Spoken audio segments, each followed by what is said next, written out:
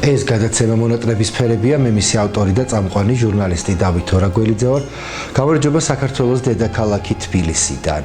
დღევანდელი ჩემი გადაცემით ვიმოგზაუროთ 90-იან წლებში. ეს ის პერიოდია, როდესაც მე სკოლაში ვარ და დიახ, დღევანდელი ჩემი სტუმარი, ვინც მეყოლება, ფაქტობრივად მათ სკეჩებზე გავიზარდე. დღევანდელი ჩემი გადაცემის სტუმარი მინდა გაგაცნოთ, რომელიც დავიწყო არ ვიცი. ვაკელი ლენკა, დოდო ძიძა, ტინო ტანატუნოები იტალიელი მთვარისა, თუ უბრალოდ ნანული. ტელემსახიობი მიშა ანდღულაძე არის დღევანდელი ჩემი გადაცემის სტუმარი და გადაცემის ჩაწერა ცოტა დაგვაგვიანდა, რადგან მიშას ჰქონდა ობიექტური მიზეზი, რადგან დღეს იყო დაკრძალვაზე, ხო მიშა? დღეს დაკრძალვაზე ვიყავით, მართლა ასეა. ზღვის გოჭი გააცილა იმ ქვეყნად, ცისარტყელაზე, როგორც ამბობენ ხოლმე. საღამომშვიდობისა მიშა და აი ამ დაცაფული გრაფიკის გამო, მადლობა რომ გამონახე დრო და მაინც რა კომედიული დღეა დღეს რა. დაიკომგული დავისხეთ. რა სვიზავთ ხდება. რა იყო მანამდე, სანამ შენ აი აქამდე მოხვედი და მერე ვისაუბრო თითოეული პერსონაჟი როგორ დაიბადა, როგორ შექმნა მიშა ანდღულაძემ და კომედი ჯგუფმა აი ეს თითოეული პერსონაჟი, რაზეც მთელი საქართველო კი არა, სოფლიოში ქართველობა არის, რომ ამ თითოეული პერსონაჟის ინტონაციით და მეტყველებით არ საუბრობდეს. თუ ხდება ესეთი უკვე სოციალურ ყოფაში მისაღები, ესე იგი ეს იმას ნიშნავს, რომ რაღაცა კარგად გამოვიდა და 82 წელს დაიბადე.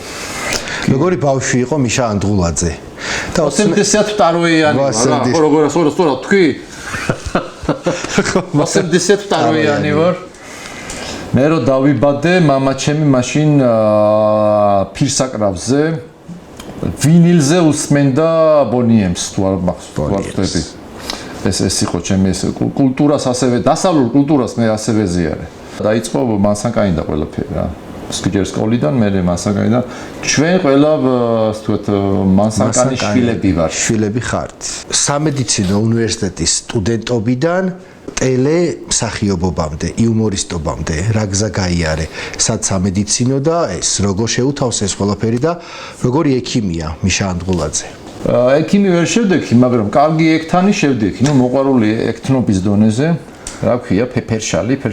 როგორ აღმოჩნდი შაბათის შოუში, საიდანაც იწყება მოკლედ შენი გამოჩენა ტელეეკრანზე და უკვე ფართოსაზრდოება მიშა ანდღულაძეს იცნობს როგორც უკვე იუმორისტს. დავით გოგიჩაიშვილის უნდა უმადლოდე მე პირადად და პრინციპში ბევრი მთელი საქართველო რომ შაბათ ღამის შოუ შემოიტანა დათო გოგიჩაიშვილმა. დავით გოგიჩაიშვილის დროს დაიწყო ეს პროექტი და მას უნდა უმადლოდე პრინციპში მან გაგვიკვალა გზა რა, მან დაგვაყენა, მიხვდით იმისა რომ მე გავიყავით, რაც მარტივად ხდება ხოლმე. როგორ შექმენით ეს ნანულის და გურამის პერსონაჟი და აი ის ზუსტად ანუ ქმარი გაშვებული ყავს, მოდის და რო ეძებს მე საყვარელს და პრინციპში შექმნა სულაც არ ჭირდება ჩვენს გარემოს რომ გადავხედოთ, სადაც ჩვენ ცხოვრობთ.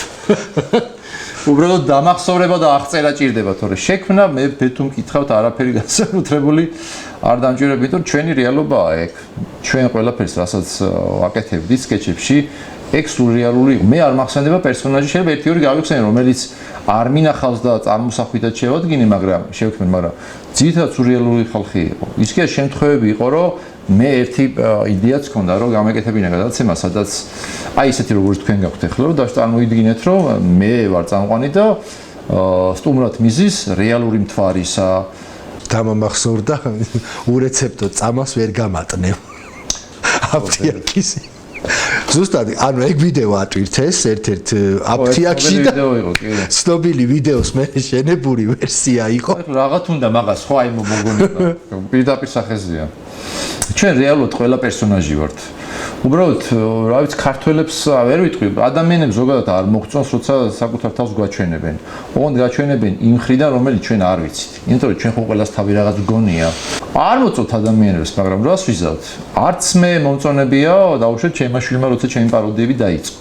მე რა მივხვდი რა, მაშინ რა ის კომედიანტი ვარ ახლა თუ არ შეგრძნების დონეზე გეხამუშება გამიგე რომ ესეთი ვარ და ხარ, კი, ჩვენ ყველა პერსონაჟი ვართ. ნანულის შემდგომ უკვე იყო პერსონაჟი ჯული. და ამაში მოკლედ თქვენთან ერთად მონაწილეობას იღებდა ბევრ სკეჩში დოდო გუგეშაშვილი, რომლის დაქალიც იყო ჯული. დოდო ჩვენ ახლიდან დავაყენეთ ფაქტიურად სცენაზე რა, საჯარო სცენაზე, ქალბატონი დოდო. დიდი წვლილი შეიტანა ამ სერიულ სკეჩებში ქალბატონმა დოდომ სხოთაშვილის. რამდენად გიქმნიდა უხერხულებას უკვე ის პერიოდი, როდესაც უკვე ხარ ტელევარსკვლავი, ანუ ხალხში, როდესაც გადიოდი. თავიდან არის უხერხულობა, უბრალოდ არ ხარ ამისთვის, ფსიქიკურად არ ხარ მზად, ვერ იგებ რა ხდება, აი ვერ იგებ, რატომ არ შეიძლება ხანდახან დაისვენო. აი მას წინათ იყო ახლა სადღაც ბოდბეს მონასტერში იყო მეგობრებო და ორი სკოლა იყო, ორ სკოლასთან გადავიღე ფოტო.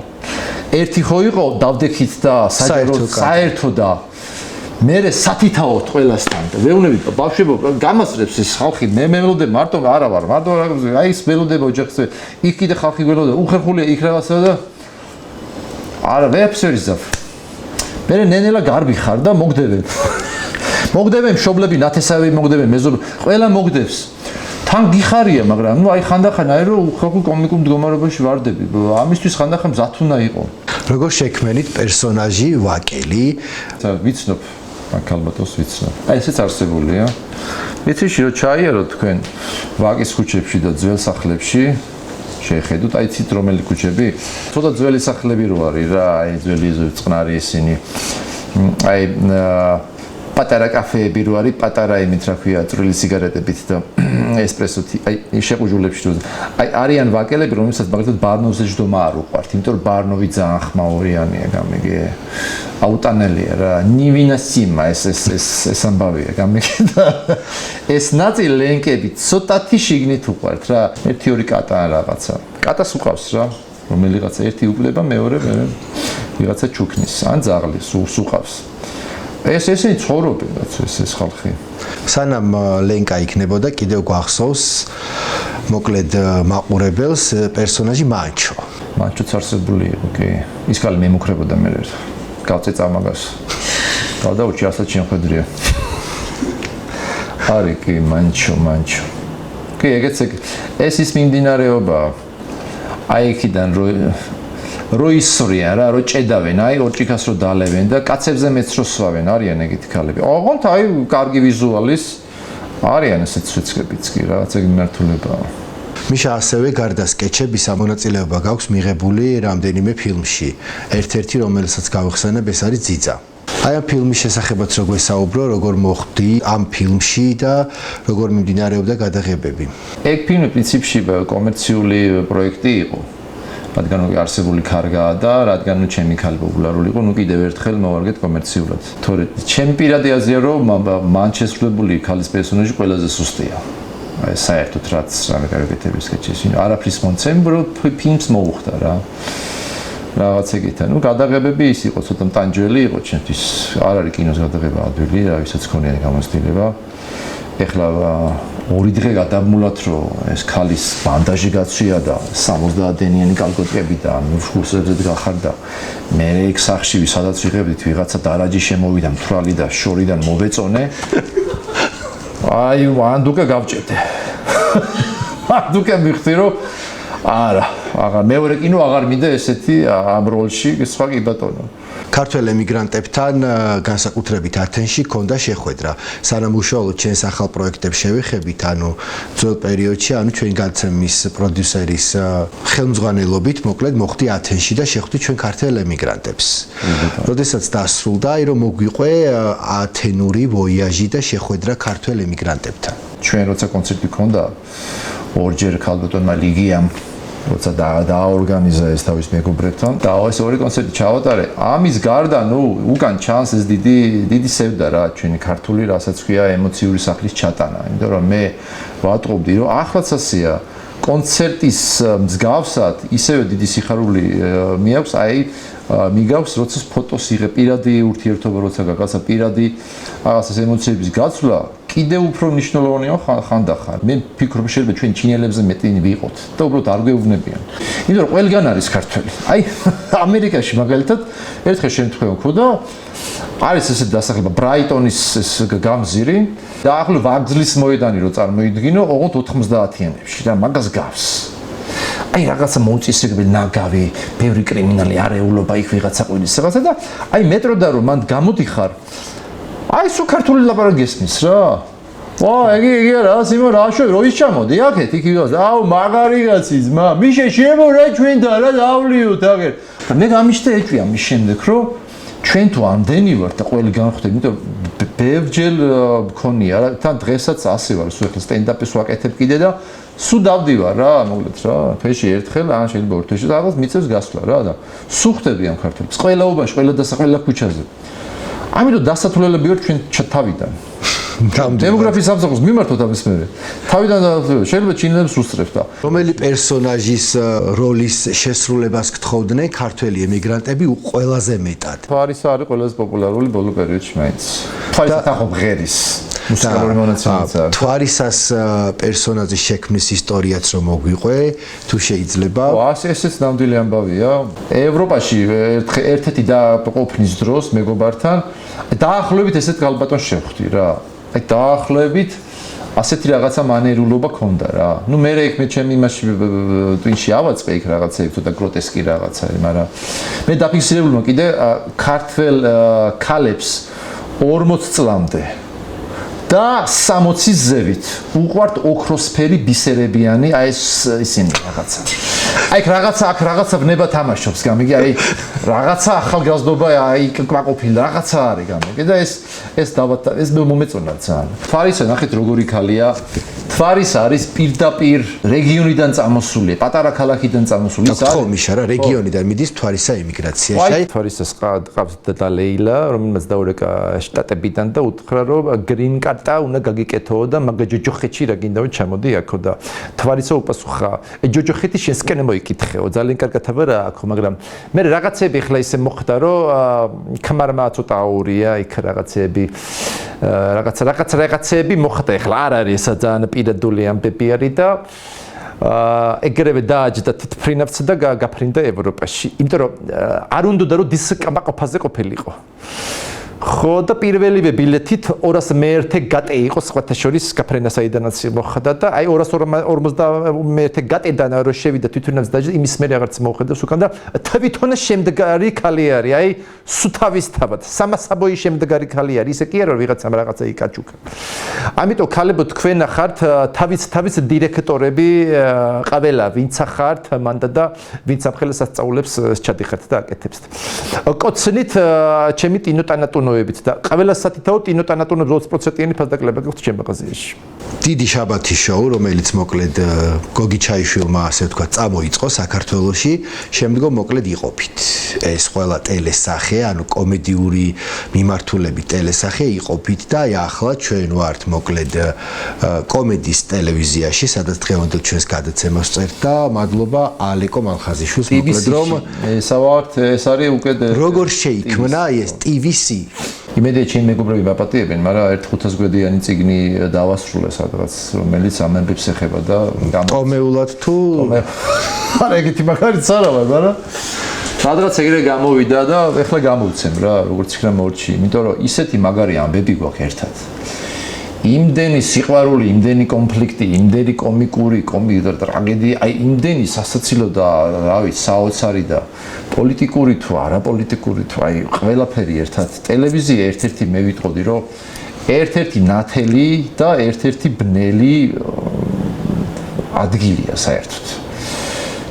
სადაც ყველაფერი ხდება რეალურად რა. აი რო ვერ წარმოედგინე ისიც მოხდება და რო ვერ წარმოედგინე ისეთი მაგარი რაღაცა შეიძლება შექმნა და გააკეთო. საყვარელი პერსონაჟები ძალიან ბევრი გაქვს, ნათამაშები და აქედან რომელს გამოარჩევ, ქალებიდან და კაცებიდან. ნუ აი თვარისა ძალიან მოწონს და კიდე ახლა ბოლო პერიოდში მქონდა ერთი ესეთი პერსონაჟი, წარბებიანი ხათუნა ჭყოიძე. ხათუნა პერსონაჟი იცი? გამყალბებელი ქალი რა, აი კომისიებში რო ყავთ ხოლმე, ხო იცი? ხო, ხათუნა ჭყოიძე. აი დააგვირები, ყველა მთავრობას ყავს თავისი გამყალბებელი კომისიის წევრები. აი ყოველთვის შევარნაძის დროიდან მოყოლებული აი დღემდე რა, ყოველთვის ყავს გამყალბებელი ქალები რა. კაცების სხვასასწავი აქეთ ქალების. აი ესეთი ხო იცი, საქმოსნები რა, ეხსიები რო დადიან რაღაცა. ეგ პერსონაჟი შეხვდა სადღაც, ვიღაცას უყიროდა. მაშინ რო ქვია, მარკეტში რაღაც ალუდინეს რა და დებილები ვითრო დაგვახედეთ აქა. აი ესე ჩხუბობდა და ამ იმას ეცინებოდა, ოპერატორს იჯდა ეცინებოდა, აი ძალიან სასწრაფო. ეგ ქალი უსაყვარლე, ეგ ქალი კიდე ვერ ამოუწურა გული მწყდება ბოლო, კომისიო დავხურეთ, თორემ ამოსაწურია. ვიცით ხო ეგეთ ქალები ხო? რა არის სიები? არაფერი სიები არ არის. რომ მალოს მე. და სულ ისმისა, ყველა თავობის დროს ეგ ისმის. კამერა მიადგება რა ქალბატო, რა სიები, არაფერი სიები არ არის. წავა მე რეგავე. მე ისევ ახალი არჩევანი მოდის, ისევ იჩდება ეს ქალი. მე კაცო გახსოვს რომ ეს ქალი კაც შეღონაძის დროსაც იყო, იმის სააკაშვილის დროსაც იყო, აიხლაც არის. და კიდე იქნება. ახლა რა საქმიანობ და როგორ გიწევს მაყურებელთან მისვლა, ასე რომ ვთქვათ. ეხლა სტენდაპები დავიწყე რა, სოლო კომედიური საღამოები რო რთული გასაგები რო არ იყოს რა არის სტენდაპი. ეს არის სოლო კომედიური შოუები, რომელსაც ვაკეთებ. რავი, ყველგან, ერთი აფრიკაში არ ყოფილი ვარ, ძირითადად ევროპა, ამერიკა. ერთი ადამიანი, ერთი მიკროფონით, ერთი გიტარით, ერთი დიდი მონიტორით და ერთი სცენით რა. ეგ არის ჩემი მთელი აღჭურვილობა და ჯერჯერობით რა ვიცი, კარგად მიდის რა. მაგალითად სტენდაპის ფორმატის ხუმრობა არის, როცა დაუშვათ შეგვიძლია თქვათ, რომ აი საქართველოში რო იბადები ადამიანი, ცხოვრების პროგრამა წინასწარ გაწერილი გაქვს. და ამ ცხოვრების პროგრამაში შედის ერთი დაბადება, ერთი სიკვდილი, რამოდენიმე ომი, 100 მიტინგი და 65 განმარტება. აქედან 60 არის ტელეფონის დანარჩენი მაცივარი სარეცხნაკ. აი არის სტენდაპის მოღავი, რომელიც რეალურ ყოფას ეხება რა, რაც ახლა ხდება და თან ეს შენ გადახდა. ანუ ეს ამბავია. უბრალოდ ფორმაა ცოტა განსხვავებული რა. რამდენხნიან საღამოებს თავაზობ, როდესაც ჩადიხარ სხვადასხვა ქვეყანაში ქართველ ემიგრანტებთან, რა თქმა უნდა, შესახვედრად. ფორმატი არის 1 საათიანი ამბავია. რასაც მე ტელევიზიაში ვერ ვამბობდი დავუშვათ, რომ ცენზურა მაინც გვეჭავდა. აი სტენდაპში გაქვს მაგის საშუალება და შენ ხარ რა პასუხისმგებელი რა. ჩვენს გადაცემას ჰქვია მონატრების ფერები და ყველა ჩემს რესპონდენტს ვეკითხები, როგორი ფერი აქვს მონატრებას. ალბათ ღია ვარდისფერი, წემნა კაშტაანოვი. სამომავლო გეგმები მითხარი მიშა. რას გეგმავს, სად გიხილავთ? იხილავს თუ არა ქართველი ემიგრაცია კიდევ შენ სტენდაპებს? 1 აგვისტოს ბათუმში გვაქვს, გელოდებით ყველას, ვინც აქ ხართ. არის ესეთი პაპი კრეატორია. კარგი პაპია ძალიან, მეგობრული ხალხი, მეგობრული გარემოთი. ხო, 1 აგვისტოს მექნება, ესე იგი, პაპ კრეატორიაში. ეხლა მე გეგმავ კიდე აგვისტოს არჩევა პერიოდში ვენაში. იმედია გამოგვივა. და ნახოთ მე რა. როგორ უნდა დაგიკავშირდეს მიშა ორგანიზატორთან, ვისაც სურს რომ მოკლედ ითანამშრომლო შენთან და შენი შემოქმედებით საღამოები გააკეთოს იქ უცხოეთში. ნებისმიერი ფორმით, ნებისმიერ სოციალურ გვერდზე მიხილავს და თუნდაც მარშრუტკასაც რო დააბაროს, ძღოლს რო დააბაროს, რომ აი ჩოროწყუში გვინდა ეს სტენდაპი რა, გიამ დამაბარა დვალმა და ნომერი გამოვთანოს. აუ რეგავ დავილაპარაკოთ პრობლემა ნებისმიერი ფორმით. და ბოლოს რას გვისურვებ ჩვენ გადაცემა მონატრების ფერებს? გააგრძელეთ ასეთი ინტერვიუები, გააგრძელეთ ისე როგორც აღძლებთ, თავიც. მე მომწონს. ძალიან დიდი მადლობა მიშა, რომ გამონახე დრო და მოკლედ მიიღე გადაცემაში მონაწილეობა. მოკლედ ვიზიარებ თქვენს წუხარებას, გოჭი რომ გარდაგეცვალათ. ზღვის გოჭი. თორე სხვა გოჭზე მწვადებზე მოგადგებოდა მე საქართველოს. ხდება ხოლმე 7 წელი ყავდათ და დროსაც კი გადააცილა ამ 3 წელს ცოცხლობსო და კი გამიკვირდა. ხო რა, ისე რა ქვია რაღაც ტრაგიკომედია თქვა. რას მადლობთ. წარმატებები მინდა გისურვო. თქვენ უყურებთ გადაცემას მონატრების ფერები. მე მისი ავტორი და წამყვანი ჟურნალისტი დავით ორაგველიძე ვარ. დღევანდელი ჩვენი გადამღები ჯგუფი იმყოფებოდა TVS-ში. მადლობა ალეკო მალხაზიშვილს რომ დაგვითმო თავისი ესე ვთქვათ პავილიონი და დღევანდელი ჩემი გადაცემის სტუმარი გახლდათ იუმორისტი, მსახიობ, ტელემსახიობი მიშა ანდღულაძე. მიშა კიდევ ერთხელ ძალიან დიდი მადლობა. თქვენ კი შემოგვიერთით სოციალურ ქსელ Facebook-ში, გამოყევით Instagram-ზე და გამოიწერეთ გადაცემა მონატრების ფერების YouTube-ის არხი. გააქტიურეთ ზარისხილაკი, რათა ჩვენი არც ერთი გადაცემა არ გამოგრჩეთ. მონატრების ფერების ხილვა შეგიძლიათ My Video-ზე და TikTok პლატფორმაზე. მადლობა ყველა იმ ადამიანს, ვინც დღევანდელ გადაცემის დაგეგმვაში მიიღო მონაწილეობა. განსაკუთრებული მადლობა კი ჩემს მთავარ პროდიუსერს ლიგია მუშკუდიას, რომელიც კადრს მიღმა დგას და ზრუნავს, რომ გადაცემა იყოს ასეთი საინტერესო და შემოქმედებითი და მან იზრუნა დღევანდელ ჩემს ჩაცმულობაზე, რა თქმა უნდა. ჩვენს მოგზაურობას ევროპის სხვადასხვა მიმართულებით უზრუნველყოფს ჩვენივე ტურისტული კომპანია დაკითრეველი. მე გემშვიდობებით რამდენიმე დღით, რამდენიმე დღეში ჩვენ კვლავ ხვდებით ერთმანეთს გადაცემაში მონატრების ფერები.